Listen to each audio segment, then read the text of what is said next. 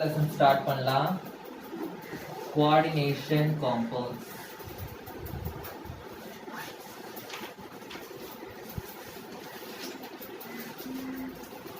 Coordination compounds. இந்த coordination compounds lessonல வந்து we are going to study about complexes.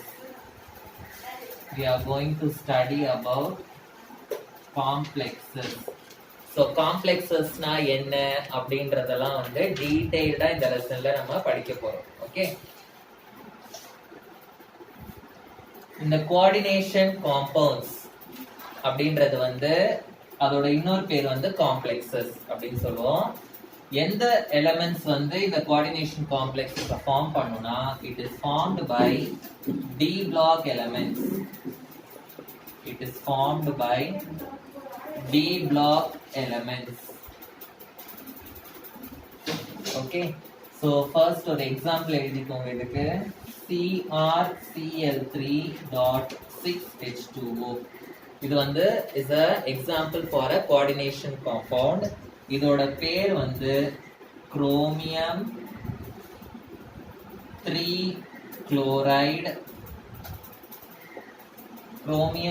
chloride hexahydrate. chromium 3 chloride hexahydrate. Okay, so இதோட colour வந்து பர்பிளா இருக்கலாம், இல்லாட்டி கிரீனா இருக்கலாம், இல்லாட்டி it can be dark green. so ஜெனரலா இந்த coordination compounds எல்லாமே வந்து it will be colored. okay, another example for coordination compounds. okay, hemoglobin. Hemoglobin வந்து is a coordination compound. okay, chlorophyll also is a coordination compound. அப்புறம் நம்மளோட vitamins. okay, மெயினா கோபால்அமீன் அப்படின்னு ஒரு விட்டமின் இருக்கு. ஸோ அந்த விட்டமினும் வந்து is a coordination compound. So coordination compound na it is also called as complexes. It is formed by D block elements. Always the coordination compounds வந்து will be colored complexes. Colored compounds எப்பவுமே அதுக்கு colour இருக்கும். So அதுக்கு ஒரு example நான் எழுதியிருக்கேன். இந்த நேம்லாம் எப்படி பண்ணணும் எல்லாமே இந்த லெசன்ல படிப்போம். ஓகேவா? ஸோ ஹீமோகுளோபின், குளோரோஃபில், விட்டமின்ஸ் இதெல்லாம் சில நேச்சுரல் கோஆர்டினேஷன் காம்பவுண்ட்ஸ். ஓகே, நேச்சுரலாவே அக்கர் ஆகிற கோஆர்டினேஷன் காம்பவுண்ட்ஸ். சில ஆர்டிஃபிஷியல் கோஆர்டினேஷன் காம்பவுண்ட்ஸ். ஆர்டிஃபிஷியல்னா நம்மளா ப்ரிப்பேர் பண்ணது, ஹியூமன்ஸ் ப்ரிப்பேர் பண்ண கோஆர்டினேஷன் காம்பவுண்ட்ஸ். எக்ஸாம்பிள்ஸ் வந்து வில்கின்சன்ஸ் காம்பவுண்ட். சயின்டிஸ்ட் யார் கண்டுபிடிச்சாங்களோ அவங்க நேம்லயே இருக்கும். Okay, Wilkinson's compound. Ziegler-Natta catalyst. இது எல்லாமே வந்து some of the man-made coordination compounds. okay, so இதெல்லாமே வந்து they are used as catalyst in industries.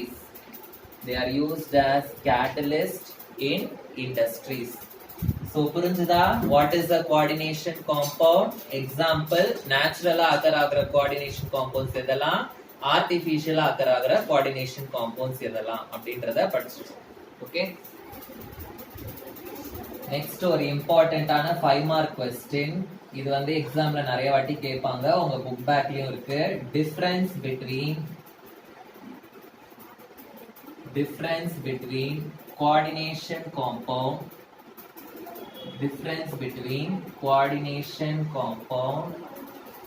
and double salt.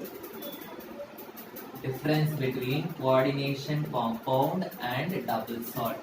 okay, so இது வந்து difference between மாதிரி நம்ம எழுதிக்கலாம். so இந்த சைடு வந்து we will write double salt, இந்த சைடு வந்து நம்ம coordination compound அப்படின்னு எழுதிக்கலாம். double salt coordination compound.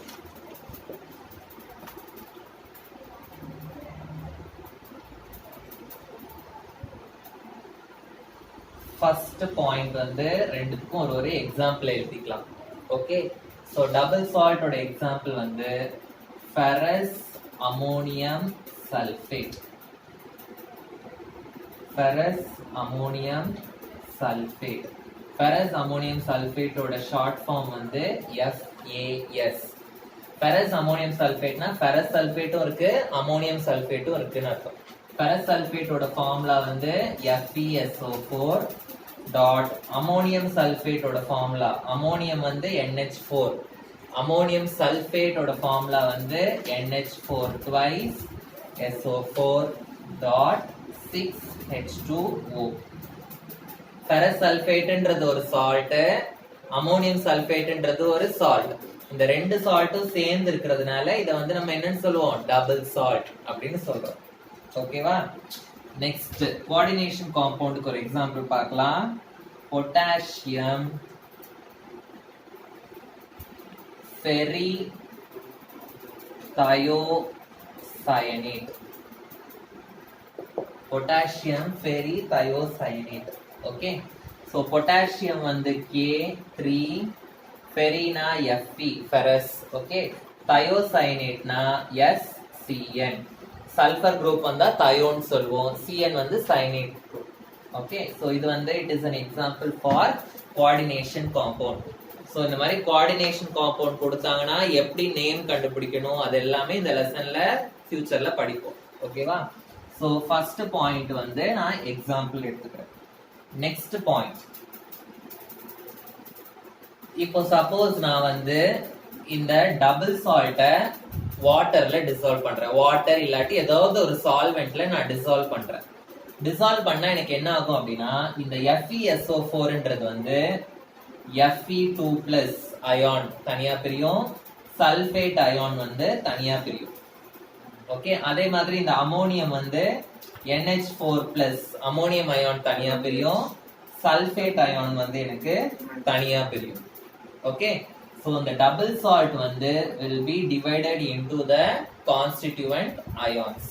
Okay, ஆனா இந்த காம்ப்ளெக்ஸ் வந்து எப்படி பிரியும் அப்படின்னா, இந்த காம்ப்ளெக்ஸ் உள்ள இருக்கிறது, காம்ப்ளெக்ஸ்னா இந்த ஸ்கொயர் பிராக்கெட்டுக்கு உள்ள இருக்கிறது தான் நம்ம காம்ப்ளெக்ஸ் அப்படின்னு சொல்லுவோம்.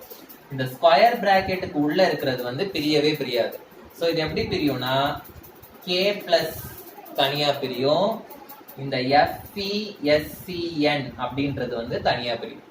சோ இது வந்து ரெண்டு பார்ட்டா தான் பிரியும். இந்த Feயும் SCNம் என்ன ஆகாது, தனித்தனியா பிரியாது. இந்த ஸ்கொயர் பிராக்கெட் வந்து எப்பவுமே எப்படிதான் இருக்கும், சேர்ந்து தான் இருக்கும். ஓகேவா? சோ அதுதான் வந்து டபுள் சால்ட்டுக்கும் கோஆர்டினேஷன் காம்பவுண்டுக்கும் அடுத்த டிஃபரன்ஸ். எழுதிக்கோங்க. when mixed with a suitable solvent, when mixed with a suitable solvent we will get Fe2+ SO4 2-, அதுக்கப்புறம் என்ன கிடைக்கும் எனக்கு, NH4+. இந்த 3 அயான்ஸும் கிடைக்கும். ஆனா இதுல வந்து எனக்கு என்னெல்லாம் கிடைக்கும் அப்படியே எழுதிக்கோங்க. when mixed with a suitable solvent அது அப்படியே எழுதிட்டு I will get ஒரு K+. ஆனா இங்க எத்தனை K இருக்கு, 3 K இருக்கு. சோ அதனால I will get 3K+ and FeSCN. இது வந்து K+, 3 பிளஸ் சார்ஜ் இருக்கு. அப்ப இங்க எத்தனை மைனஸ் சார்ஜ் வரணும், 3- வரணும். அப்பதான் அது வந்து நியூட்ரலா இருக்கும். ஓகேவா? சோ இதே இந்த லைன் வந்து same. Okay, when mixed with a suitable solvent இது இப்படி டிவைட் ஆகும், இது வந்து எனக்கு இப்படி டிவைட் ஆகும்.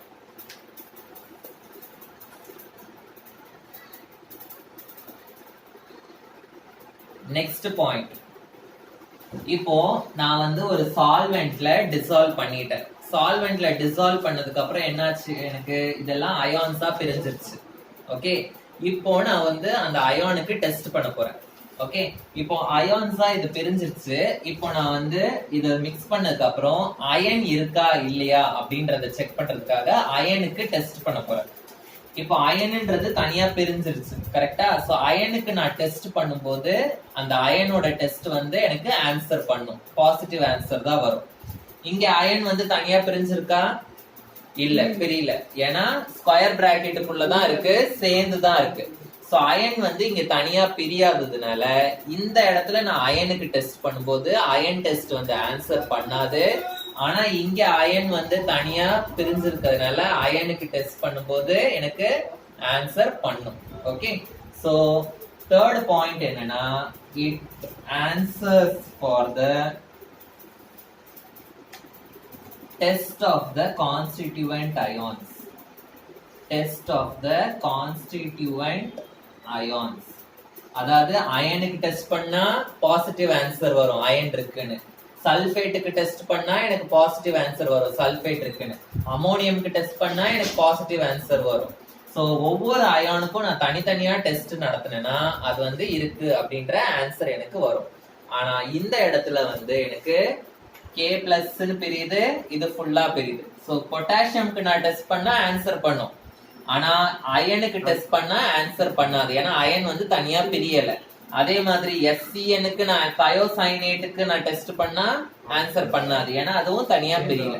ஓகே, சோ இதுல வந்து என்ன எழுதுவீங்க? It does not answer the test. It does not answer the test for the constituent ions. Test for the constituent ions.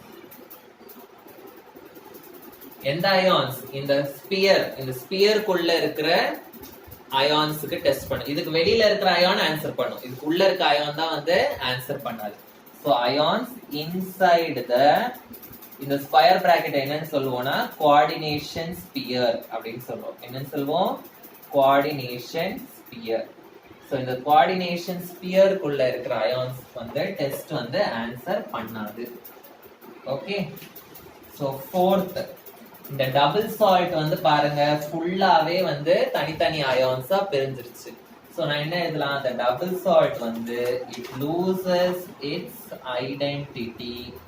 ஆனா கோஆர்டினேஷன் காம்பவுண்ட் வந்து it will not loose, it does not loose it's identity.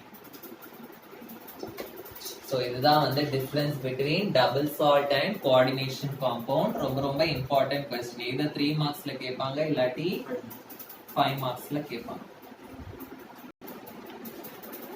Next இதுவும் வந்து ஒரு இம்பார்ட்டன்டான 5 mark question. இப்போ இந்த coordination compounds அப்படின்ற சிலது இருக்கு அப்படின்றத கண்டுபிடிச்சிட்டாங்க. ஸோ இதை பேஸ் பண்ணி ஒரு சயின்டிஸ்ட், வெர்னர் அப்படின்ற சயின்டிஸ்ட் வந்து ஒரு தியரி கொடுத்தாரு. அந்த தியரியோட பாயிண்ட்ஸ் என்னெல்லாம் அது வந்து 5 மார்க்ஸ்ல கேட்பாங்க. ஓகே, சோ எழுதிக்கோங்க.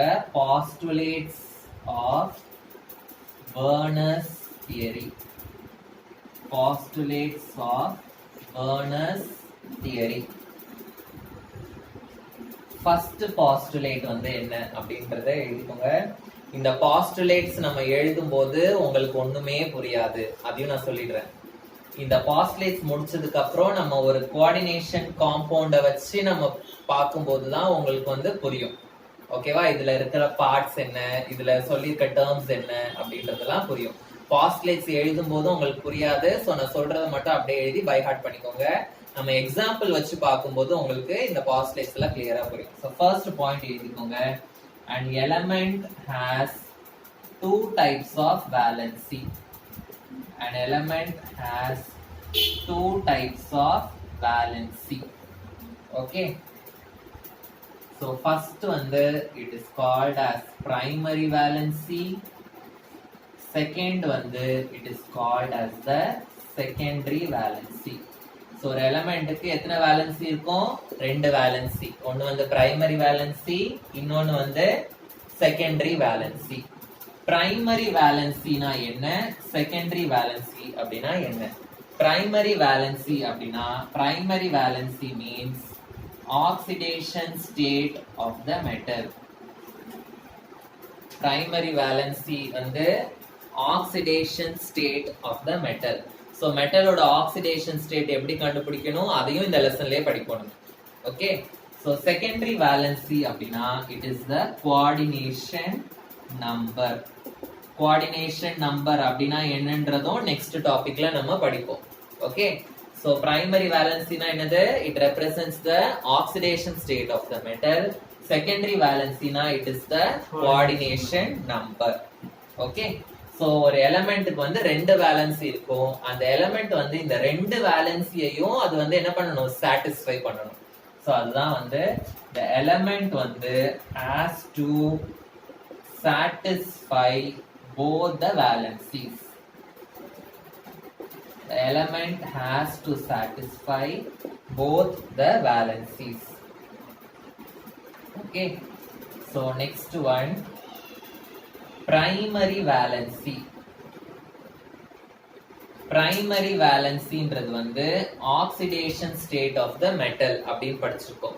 oxidation stateனா மெட்டலுக்கு மேல ஒரு சார்ஜ் இருக்கும் தெரியுமா, அதுதான் வந்து oxidation state.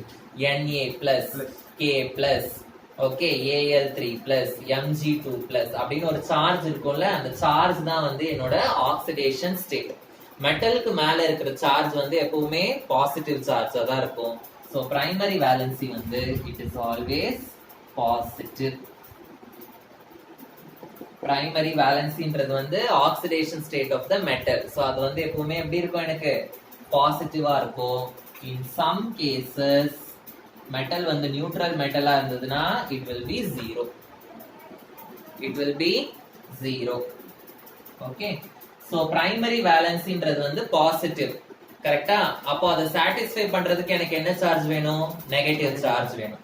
So primary valency வந்து it is satisfied by negative charge. It is satisfied by negative charge.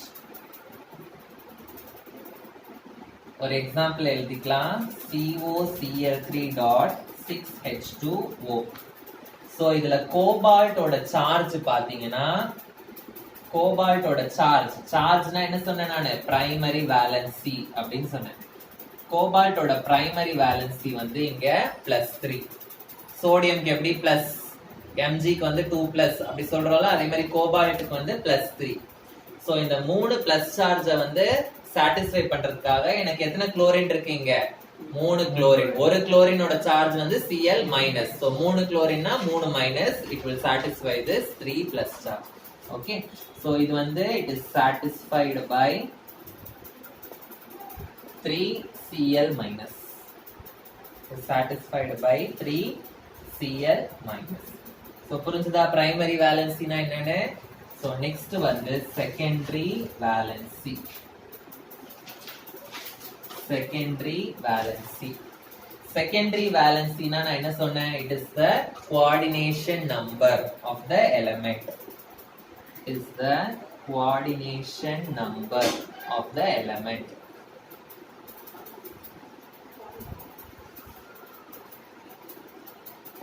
Coordination number of the element. So coordination number of the element in the secondary valency வந்து it can be neutralized by the coordination number அப்படின்றது வந்து ligand அப்படின்ற ஒரு இது. Okay, லிகாண்ட்னா என்னன்னு பின்னாடி படிப்பீங்க. இந்த லிகாண்ட்ன்றது வந்து எவ்வளவு லிகாண்ட் இருக்கோ அதான் கோஆர்டினேஷன் நம்பர். 6 லிகாண்ட் இருந்ததுன்னா 6ன்னு அர்த்தம் கோஆர்டினேஷன் நம்பர். 4 லிகாண்ட் இருந்ததுன்னா கோஆர்டினேஷன் நம்பர் வந்து 4ன்னு அர்த்தம். இந்த லிகாண்ட் வந்து பாசிட்டிவ் சார்ஜாவும் இருக்கலாம், நெகட்டிவ் சார்ஜாவும் இருக்கலாம், இல்லாட்டி நியூட்ரலாவும் இருக்கலாம். சோ லிகாண்ட் வந்து பாசிட்டிவ் லிகாண்டா இருந்ததுன்னா அதை நியூட்ரலைஸ் பண்றதுக்கு எனக்கு நெகட்டிவ் ஏதாவது ஒண்ணு வேணும். நெகட்டிவா இருந்ததுன்னா பாசிட்டிவ் ஏதாவது வேணும். சோ நியூட்ரலா இருந்ததுன்னா எனக்கு எதுவுமே தேவையில்லை. சோ செகண்டரி வேலன்சி வந்து it is neutralised by either positive ions or negative ions or neutral molecules or neutral molecules.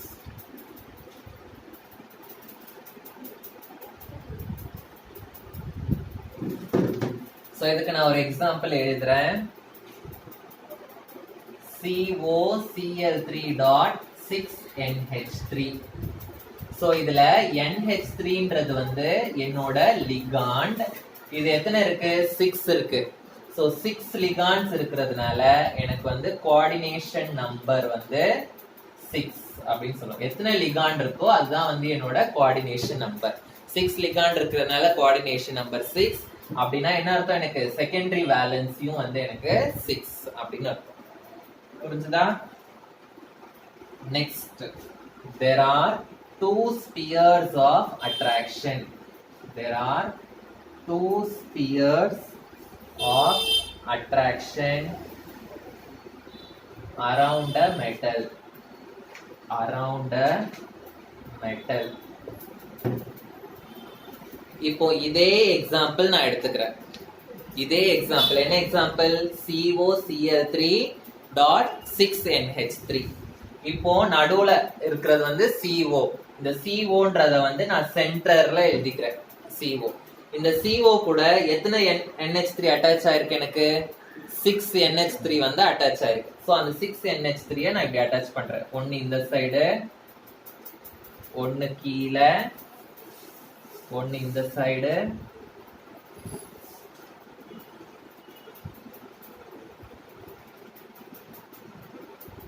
மூணு NH3 அட்டாச் பண்ணிட்டேன். ஓகேவா? இப்போ இந்த NH3 எல்லாம் நான் வந்து கனெக்ட் பண்ணேன்னா இது வந்து எனக்கு ஒரு ஸ்பியர் மாதிரி ஃபார்ம் ஆகும். இது வந்து எனக்கு ஒரு ஸ்பியர் மாதிரி ஃபார்ம் ஆகும். ஸோ தெர் ஆர் 2 ஸ்பியர்ஸ் சொல்லியிருக்கேன். இது வந்து என்னோட ஃபர்ஸ்ட் ஸ்பியர். நெக்ஸ்ட் எனக்கு என்ன இருக்கு? Cl3 இருக்கு. 3 Cl இருக்கு. இந்த 3 Cl நீங்க எங்க வேணாலும் போட்டுக்கலாம்.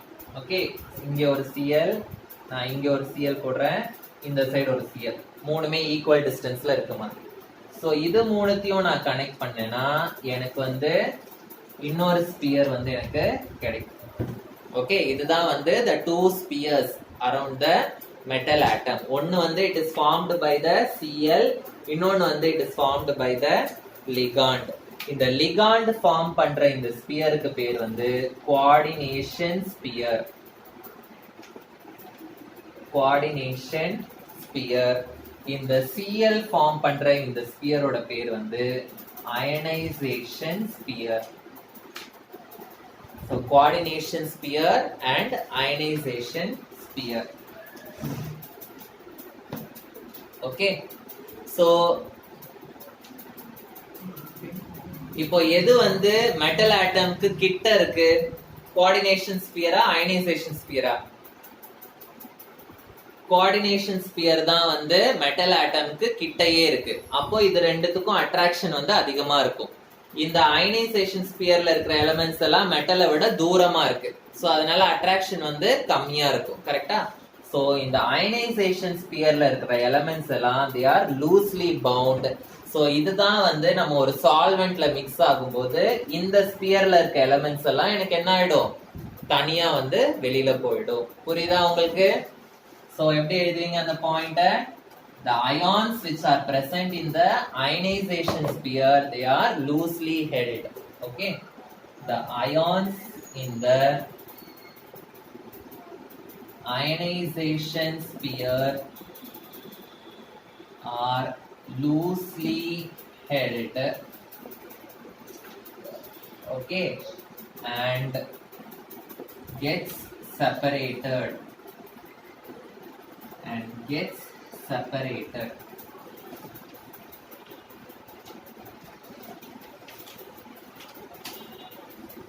Next, last point. இந்த Cl வந்து நான் எங்க வேணாலும் போடலாம் அப்படின்னு சொன்னேன். கரெக்டா? ஆனா இந்த NH3ன்றத வந்து பெர்ஃபெக்ட்டா நான் வந்து ஒரு அரேஞ்ச்மென்ட்ல போட்டு NH3 எப்படி போட்டிருக்கேன் பாருங்க. ரெண்டு ஆப்போசிட், மீதி ரெண்டு வந்து இந்த சைடு இந்த சைடு இப்படி போட்டிருக்கேன். Cl வந்து நீங்க எங்க வேணாலும் போடலாம். ஓகே, சோ Clன்றது வந்து என்னோட பிரைமரி வேலன்சி, NH3ன்றது வந்து என்னோட செகண்டரி வேலன்சி. பிரைமரி வேலன்சி நான் எந்த டைரக்ஷன்ல வேணாலும் போடலாம். ஆனா செகண்டரி வேலன்சி வந்து ஒரு குறிப்பிட்ட டைரக்ஷன்ல மட்டும்தான் நான் வந்து போடணும். சோ இதுல இருந்து என்ன தெரியுதுன்னா பிரைமரி வேலன்சி வந்து இட் இஸ் நான் டைரக்ஷனல், அதுக்கு டைரக்ஷன் கிடையாது. ஓகே, whereas secondary valency வந்து it is directional. Secondary valency வந்து ஒரு பர்டிகுலர் டைரக்ஷன்ல தான் வந்து என்ன இருக்கும்? அட்டாச் ஆயிருக்கும். சோ ஒரு பர்டிகுலர் டைரக்ஷன்ல தான் இது அட்டாச் ஆயிருக்குன்றதுனால இந்த செகண்டரி வேலன்சி தான் அந்த கோஆர்டினேஷன் காம்பவுண்டோட ஷேப்பை டிட்டர்மைன் பண்ணும். Okay, so it determines the geometry of the molecule. It determines the geometry of the complex. It determines the geometry of the complex. Suppose எனக்கு secondary valency வந்து 6 ன்னு வந்ததுன்னா அந்த காம்ப்ளெக்ஸோட ஜியோமெட்ரி வந்து octahedral geometry. Secondary valency வந்து 4 ன்னு வந்ததுன்னா the geometry வந்து can be tetrahedral or it can be square planar or it can be square planar. புரிஞ்சுதா? இதுதான் வந்து the 5 postulates of Verner's theory. limitations மட்டும் 2 பாயிண்ட் இருக்கு. அதோட இன்னைக்கு கிளாஸ் நான் ஸ்டாப் பண்றேன். ஓகே, சோ புரிஞ்சுதா postulates of Verner's theory? இன்னைக்கு நம்ம 2 5 மார்க் படிச்சிருக்கோம். what are the postulates of Verner's theory? இன்னொன்னு வந்து the difference between double salt and coordination complex. Okay, so இந்த Verner's theory ஓட limitations என்ன அப்படினா, first one நான் ஸ்டார்டிங்லயே சொன்னேன் coordination compounds எல்லாமே வந்து colored அப்படினு. கலரை பத்தி ஒரு பாயிண்ட் கூட இந்த தியரியில இல்ல. Okay, so it does not explain the color of the complexes. It does not explain the color of the complexes. Next வந்து it does not explain the magnetic property. It does not explain the magnetic property of the complex. Okay, so இதோட இந்த class நான் முடிக்கிறேன். so the remaining things வந்து நான் next கிளாஸ்ல continue பண்றேன். இந்த லெசன் வந்து கொஞ்சம் மேக்ஸ் மாதிரி இருக்கும். ஓகே, மேக்ஸ் மாதிரி நம்ம சால்வ் பண்ற மாதிரி இருக்கும் இந்த லெசன். ஓகேவா? ஃபுல்லா இந்த லெசன் ஃபுல்லா அப்படிதான் இருக்கும். ஓகே, ஒவ்வொரு தியரி வந்து எப்படி சொன்னாங்க அந்த காம்ப்ளெக்ஸ் வச்சு நம்ம சால்வ் பண்ற மாதிரி இருக்கும். ஓகேவா? கொஞ்சம் இன்ட்ரெஸ்டிங்கான லெசன், அதே டைம்ல மேக்ஸ் மாதிரி கொஞ்சம் பிரெயினை யூஸ் பண்ணி ஒர்க் அவுட் பண்ண வேண்டிய லெசன். Okay, thank you.